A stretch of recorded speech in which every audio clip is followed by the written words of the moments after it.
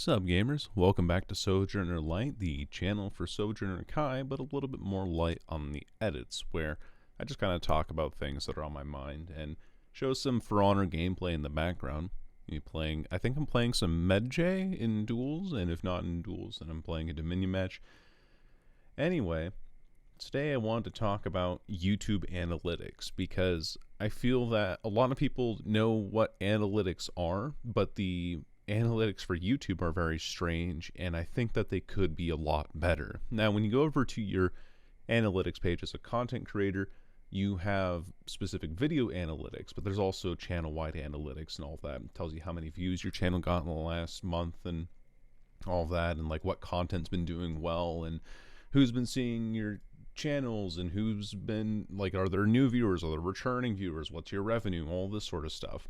But I think the one that actually really gets me the most are the ones that are on specific videos, because videos, they have a rating. So YouTube will take your last 10 videos and compare them depending, like performance-wise, depending on how they performed over a certain period of time. So by the time that this video reached the 15-hour mark, how is it comparing to your other videos when they reach the 15-hour mark? And it'll take your last 10 videos and rank them out of 10. So 1 out of 10 means that this video is outperforming every other video that when those other videos hit this 24-hour mark. But and 10 out of 10 means like this is the worst performing video that you've had.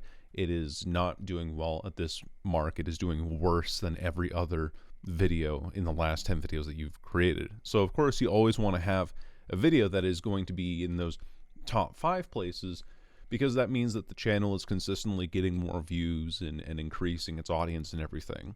And I think that's like an interesting way of putting it, but also when you get a 1 out of 10 video, YouTube's channel, the channel analytics dashboard will give you confetti. It will shoot a little thing of confetti to celebrate your getting the 1 out of 10, like, oh, good job, you did it, you figured out the algorithm for today, and you know exactly what you're doing. I find that really funny and also really depressing, because when your videos start doing poorly, it's hard to fully understand why. I think my friend Hypersugar will definitely be, man, I'm not trying to call him out, and I think that his videos are incredible, but he knows that his channel hasn't been performing all that well analytically, and the views, I'm sure for him, it's really depressing to see all this effort that he puts into the content that he creates, and it is consistently getting less and less views. It is not doing nearly quite as well as it used to, and that's hard to understand because he's been doing what used to work for him, and it's hard to really get a grasp of like what exactly is going on, why the content that he makes isn't doing quite as well, because it's fantastic stuff. I would highly recommend his things all day, every day. Another analytic that you can look at is your reach. So you'll have impressions. This is the number of times that YouTube has suggested your videos to other people, like across the platform. So that's recommended videos, that's homepage videos, that's videos that were, well, I guess, yeah, it would just be recommended in homepage. And also probably videos, if you browse, you like type in Legends of Runeterra, you might find my Maokai deck video, which I made, which did really well, and I'm very happy about. Is just doing incredibly well. I think I nailed it, my delivery and everything with that one. So I'm very happy with that. The thing is, YouTube also kind of tends to brand your channel depending on what you've recently uploaded and what your subscribers initially responded to. I made that video about why are people quitting League of Legends all those years ago. And from there, I think it's made it so that my audience will always be more likely to have, or will always be recommended my Riot Games related content. If I'm not making Riot Games related content, or content on topics that are outdated at this point, then YouTube does not recommend my videos more. In fact, I'm looking at the analytics for the Maokai video right now. In the first 24 hours, it had 31,000 impressions. You compare that to my Risk of Rain 2 video, which I made on Survivors of the Void, which was already a foregone topic by the time that I reached it, and the thumbnail was bad, the title was bad, the timing was bad, like everything about that was bad. I couldn't have made a worse video at the time. But in the first 24 hours, YouTube recommended it 52 times. Not 520, not 5,200, 52 times, compared to 31,000. And that's because YouTube has branded me as a Riot Games channel, and I'm fully recognizing that through the impressions that I have. The final thing, the funniest analytic that I, the analytic stat that I find the funniest is average view duration, where average view duration will be given to you based on a time code, like on a specific length of time. It won't be given based on a how would I put it, a percentage of the video watched. So I made some Valorant highlights that are about 7 minutes long, and those videos don't have a very high view duration, and that's because they're not very long videos. It's to be expected. People will probably click off after 30 seconds. A lot of people actually do. If you look at another analytic here for these videos, you'll often see that 30% of YouTube viewers will actually click off of a video and go watch something else. Like after the 30-second mark, you will lose 30% of your audience. That is just how it works all the time. I'm surprised that people actually click off that early. It's kind of crazy to me.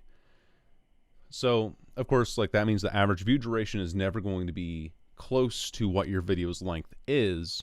However, I think that average view duration also being a representative of like a total video length really only entices people to make longer videos. It doesn't entice them to make higher quality videos. These ones are also like an example. I'm just talking into a microphone about my opinions, and who knows, there might be some average view duration that's way up there. I'm just talking right now. I don't really think there's ever going to be an audience for this, but I want to at least get my thoughts out there on these things.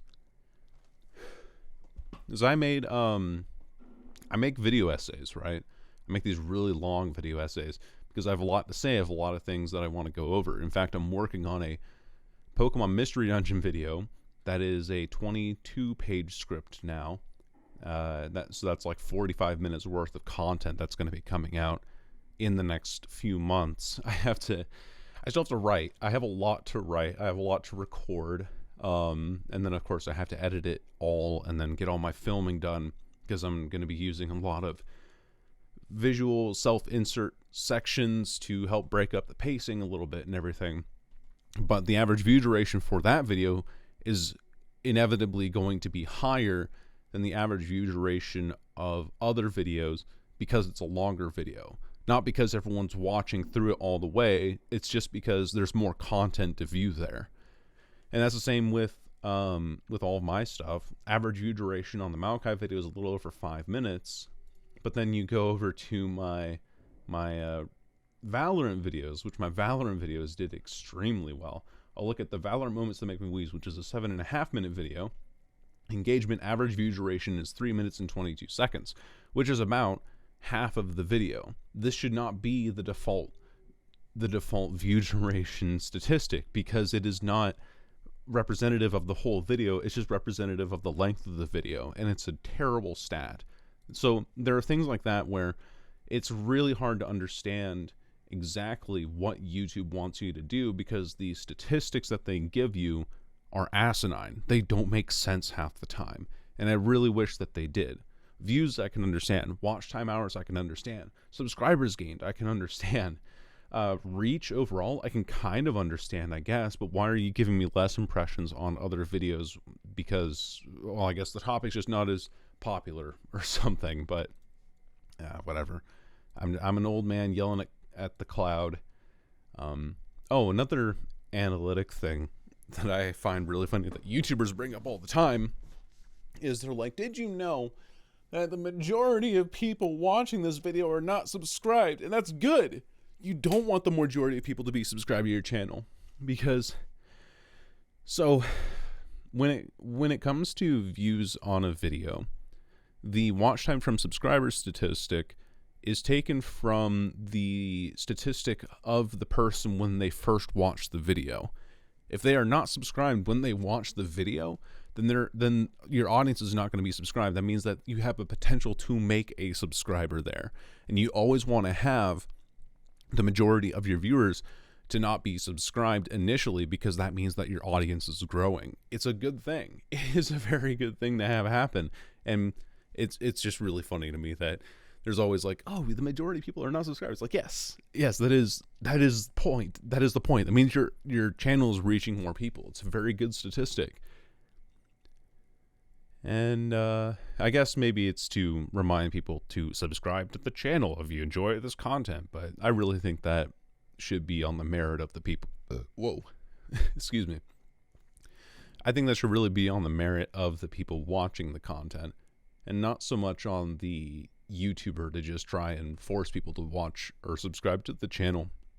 Especially because after a while, subscribing loses a lot of meaning to people. It loses a lot of meaning to the general YouTube audience. It's kind of like a good bookmark for people, I think. It's like, oh yeah, I guess I'll subscribe to your channel and then never watch anything that you put out.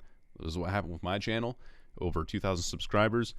But because I'm not making content that the initial channel people subscribe for, and because I changed my name after a while, most people don't watch my videos. Most of my channel does not watch my videos. I'd say that I'm really closer to maybe like a 600 to 700 subscriber channel. I think the numbers that I have are overinflated because a lot of people forgot about the channel. They subscribed, but they didn't really care about subscribing.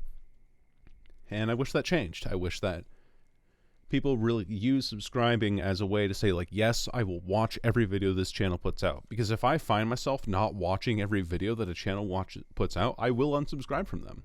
I unsubscribed from Mega Mogwai and from Fresh Lobster because they were doing Marvel Snap content, and I'm honestly not interested in Marvel Snap, and that's okay. They are doing what they want, and I don't have to make that my problem in terms of subscribing.